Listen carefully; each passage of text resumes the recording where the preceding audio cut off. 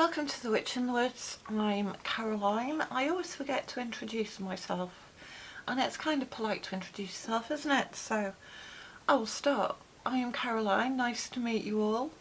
And today I'm going to do a little video about something I was asked by one of my viewers, which was to do a spell on a hex breaking salt spell. So I'm sorry I've forgotten your name. I might put your name up here, although that might be embarrassing. Maybe you don't want me to put your name up. Give us a shout out if you ask the question.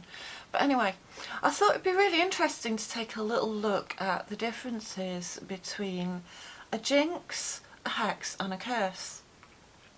Now, I think they tend to go in order of severity. So a jinx is considered something that is just a little bit inconvenient, whereas a curse is considered to be a very malevolent act of black magic.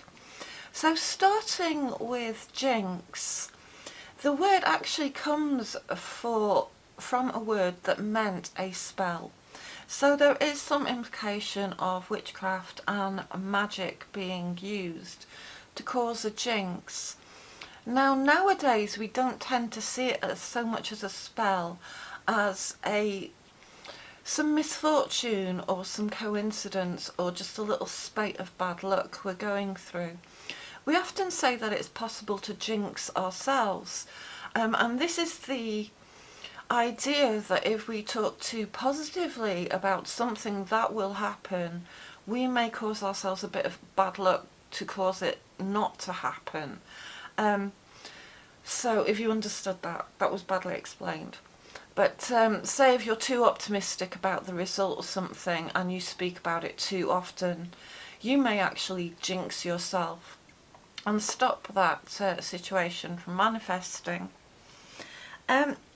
It comes from an Elizabethan word, an Elizabethan English word, Jinga, which came from a Latin word, Jinxe.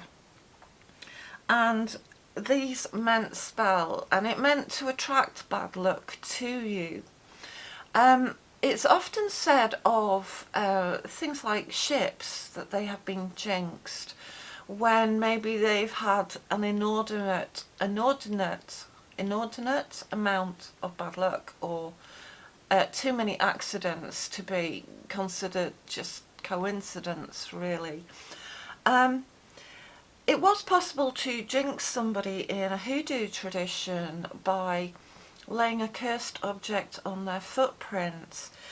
But the whole idea of jinx is that it's kind of a coincidence. It's a small spate of bad luck. You seem to be attracting it to yourself. It's possible also to simply be jinxed by jealousy and the evil eye from somebody else who may be causing you a little bit of bad luck by being caught up in their aura, as it were. And it's not considered to be a great problem. It's something that you could possibly deflect quite easily, and for this reason people used to use talismans and charms, mainly against evil eye, to prevent these jinxes from coming about. Also by being careful what they say. The saying is "no dare and be silent." And what this basically means is do not talk too much about things that have not yet manifested, or talk too much about things that you hope you will achieve, for fear that you will jinx the outcome, that misfortune will have its joke on you in the end if you're too adamant about what's going to happen. So that's the first one. That's a jinx, a little bit of a nuisance, really. So the next layer of misfortune and bad luck is considered a hex. Now, a hex definitely involves witchcraft, but it's It's not a life devastating spell. It's just, again, somebody wishing you ill luck. It was considered that witches could cause bad luck to your crops, to your livestock. They could stop your milk, your cows from giving milk. And for this reason, the Pennsylvania Dutch and German immigrants to America would use a hex sign around their barn. Now these aren't that old actually, they are considered to have appeared in the 20th century. But what these were to deflect hexes. Now hex is a German word or a Dutch word for witchcraft. And the idea is that witches would obviously want to steal your milk and to... Actually, I have watched... There's a lovely video on Appalachian folk magic. And this, somewhere on YouTube, if I find it, I'll put a link to it. And it's absolutely fascinating. It is talking about how people have witnessed witches milking a cloth and stealing milk from other farmers. So I'm not saying that this never occurred. It was something that we consider these days to be a superstition, but some people swear that they have witnessed such magic. So I wouldn't like to say that this was just irrelevant nonsense. So anyway, in order to stop these witches from stealing from your barn, from your livestock, they would employ what they would call hex signs. Now hex signs were mandalas that they would paint as folk art really and place on their barns. Now we've only really got recordings of this in the 20th century, so this is quite late on. But these mandalas were folk art symbols, quite often of 6 sides or of 8 sides. And because they often had 6 sides, that's why we think the misnomer of hex may not relate to witchcraft so much as relate to a 6-sided symbol. But I'll get back to that in a minute. There's some other relevance there. But these signs would have symbols on them that would be sort of birds, which were called dinkle finches. Let me find the bit where a distal fink. And they would have roses and tulips, and you may have seen these particularly... There's a cat scratching the door and it's absolutely driving me mad.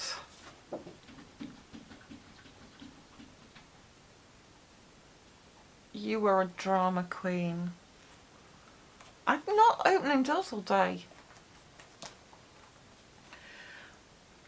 So these would have distal finks and little birds, 2 pairs of birds, lovebirds, roses on tulips, and also they would use magically associated colours to ward off evil magic. So it was seen as a protection, bright colours and bright patterns, and I presume positive energies of flowers, tulips and roses had magical power to deflect the magic or to tangle up any negative magic that was aimed at it. So they would use the bright colours, usually things like reds, greens, yellows and blues. And if you're interested in that, there is a book, the Book of Northern Magic and Shamanism, I think it's called, by Stephen Flowers or Edred Dawson. And he details quite a lot of these signs, what colours you should paint them and what symbolisms they mean.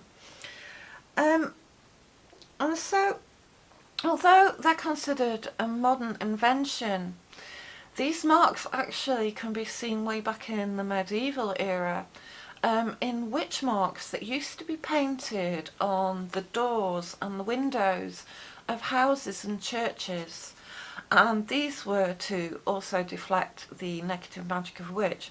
Now a lot of these witch signs were six-pointed stars, what we know today as the flower of life. I don't know if you've read Melchizedek's flower of life. That's some very important work. Drunvalo Melchizedek talks a lot about the flower of life. And I think the six-pointed flower was called the seed of life, and it is the beginning, the first stage of the whole flower of life diagram. I won't go into that too greatly, although I will refer you to Drunvalo Melchizedek if you're interested in that. But this sign was actually found as far back as the Egyptian temples. So it's long been considered a very sacred symbol. Although we don't really know what its earlier use was. In later times, sort of early medieval times, it was drawn at doors and windows to deflect negative witchcraft from the house or from a church. It was particularly superstitious around churches. So this symbol may actually be far more ancient than the Dutch hex signs, the Pennsylvania Dutch hex signs, and may involve something to do with the sacred number of 6. So, in a similar fashion, sticking with the Pennsylvania Dutch, there is a lot of folk magic in that I found absolutely fascinating. They carried on a folk magic tradition well into the 20th century. And as I say, people in living memory could swear to have witnessed acts of magic, such as witches milking a cloth to draw the milk from a neighbour's animal. I'm going to believe them because there were quite a few witnesses, and although it seems impossible, obviously madness, quite a lot of people say they saw this, so who am I to say no? Anyway, they would also use predictive symbols in barns that were very ancient, which was written on a square of paper, a magical square of Sator Arepo Tenet Opera Rotas. Now, this would be placed in the barn as well, with the same intent of warding off negative witchcraft. The words Sator Arepo Tenet Opera Rotas read the same whichever way you read them, and this is called a palindrome. And we can see it as a sort of magical square. Now, the earliest example of this Sator square have been found in Pompeii, and because of the great ancient origins in Pompeii, it's considered to be pre-Christian and may come from a Jewish or a Mithraic tradition. The meaning of these words is uncertain. There are certain interpretations, none of which really sort of are conclusive. If you're interested in that, just go and have a look at it online as to what the different interpretations are. I'm not going to go into them all. But it has been known that Christian exorcism prayers use a lot of these 25 letters in similar but not identical order. And these are prayers for exorcism to ward off evil spirits. And so the Sator Arepo Tenet Opera Rotas square was considered to ward off negative magic, curses, jinxes and black witchcraft, black magic. And as I say, the Pennsylvania Dutch often used it alongside the hex symbols. So it would seem that this folk magic goes well back into antiquity. Now, moving on to curses. Curses are considered very strong acts of black magic. In fact, a curse may last a lifetime. It may last several generations. It is considered a very hard to shift act and curse, really. Something that is a lot more trouble than, say, a jinx or a hex. Now, the origin of curses. Many of the first curses were curses to stop people disturbing the dead. And so we find them in the tombs of Egypt. And these are called the curses of the pharaohs. Now, the famous story is of people like Howard Carter, who may have fallen foul of the pharaoh's curse. But they were actually curses that were written on lead, that were written with little talismans and objects. And a lot of them were to stop people disturbing the dead. Now, in modern times, we have disturbed another mummy, another powerful dead person, who is known as the Beauty of Lulan.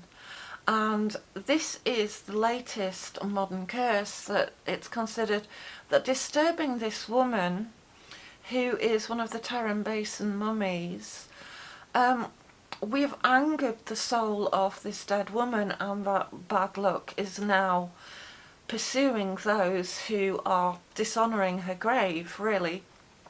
The idea is that she is now on display in a museum naked, and that this is a humiliation to her soul. She is also one of a sort of priestly caste of witches or shamans, as can be told by her headdress and her tattoos and the clothes that she was wearing. And so it was considered that she is, or she was, a powerful woman who did not want to be disturbed in death, and that bad luck is now pursuing those who have placed her in a museum on display naked and humiliated.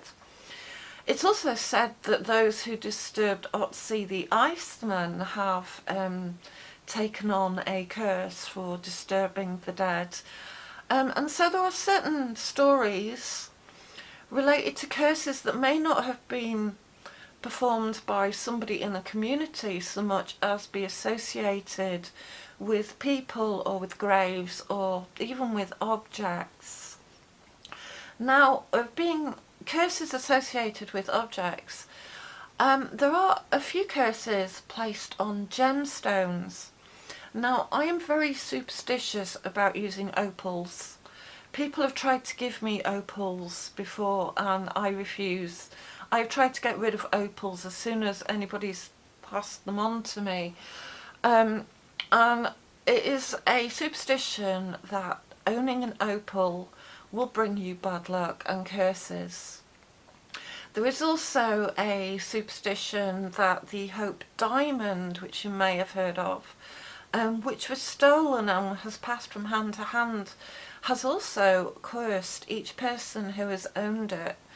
And it's true that at the end of this story, the Hope Diamond was actually given away to a museum, so that, you know, the curses could be avoided by particular wealthy and aristocratic owners who had passed along the diamond as soon as they discovered that the curse was more than just a myth.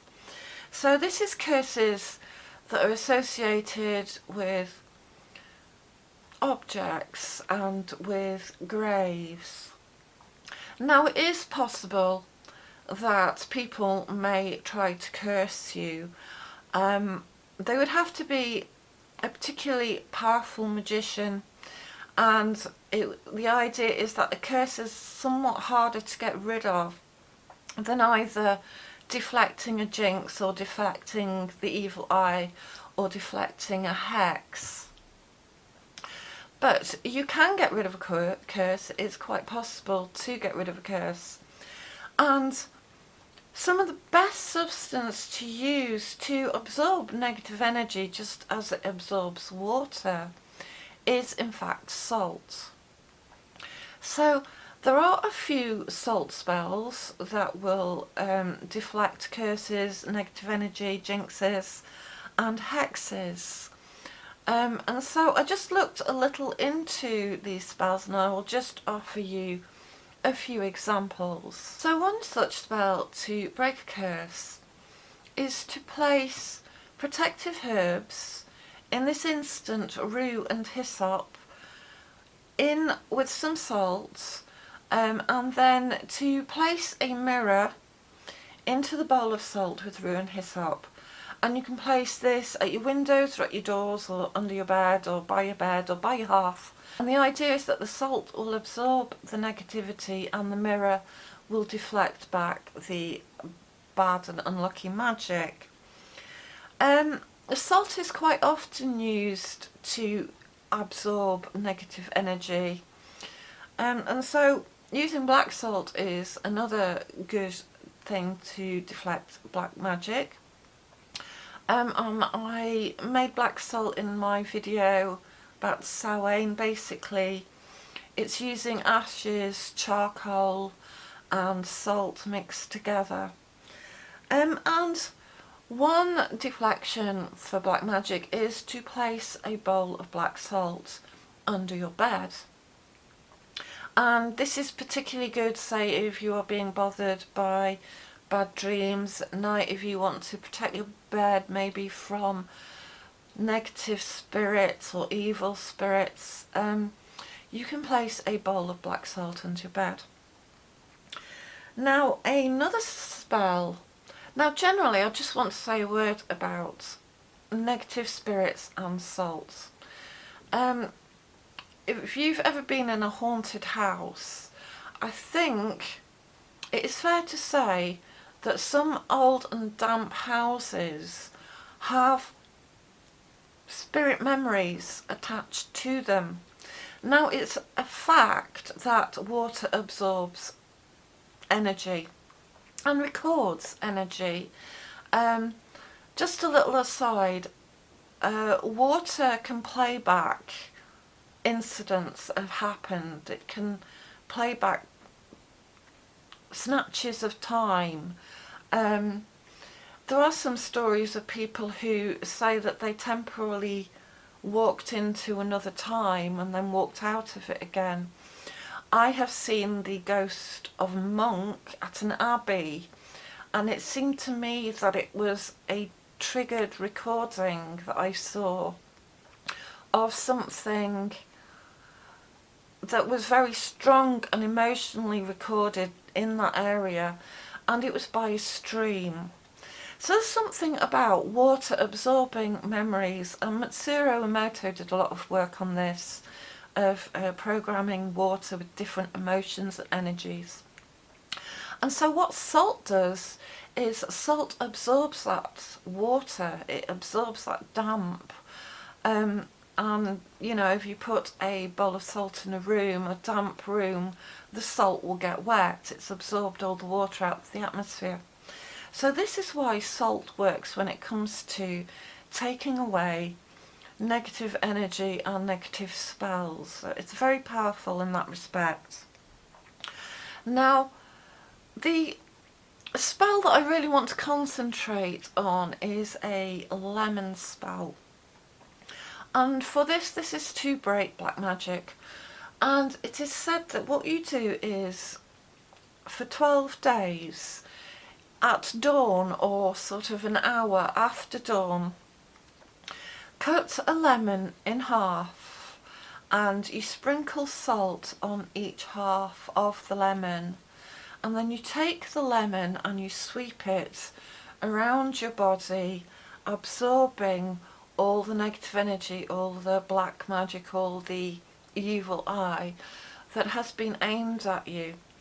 And lemon, again, being acidic, is also very absorbent, and it will sour anything that is being aimed at you. So you take the lemon and you place it around your body, sweep your body with it, and then you discard it. And it's said that if you do this at sunrise at the start of the day for 12 consecutive days, that this is a very powerful magic for breaking any curses or spells that may have been aimed at you. So don't worry too much about being cursed, or perhaps there may be some kind of jinx sent at you, maybe jinxing yourself, even by concentrating on negative things coming towards you in your life. So basically, remaining positive is one of the most powerful ways of deflecting any kind of other people's garbage that they may be sending in your direction, I would say. So I hope that's not worried you too much. Always remember that your power is your power, and that some people try to frighten you really with some idea of having power over you. So I hope you found that useful. If you've got any examples of having broken any black magic spells yourself, I'd like to know, so please leave us a comment in the comment box below. Thank you if you watched all this. Thank you for liking and subscribing, and please let me know if you want any more videos made on any other subjects like this. So thanks for watching, and I hope to speak to you all again soon. Cheers, bye.